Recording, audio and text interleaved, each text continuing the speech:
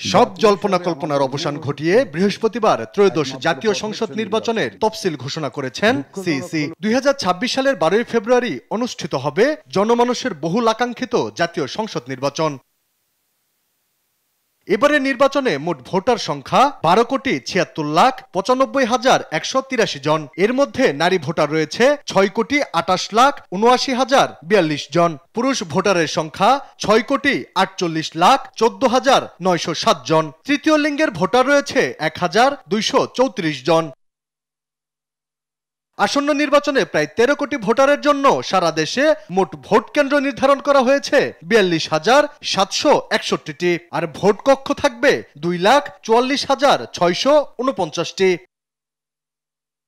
শুধু বাংলাদেশে অবস্থানকারীরাই নয়, আসন্ন নির্বাচনে নাগরিক অধিকার প্রয়োগ করতে পারবেন প্রবাসী ভোটাররাও। সেই সঙ্গে প্রথমবারের মতো কারাবন্দীরাও দিতে পারবেন ভোট। সব মিলিয়ে 3 ক্যাটাগরির নাগরিক প্রয়োগ করতে পারবেন ভোটাধিকার।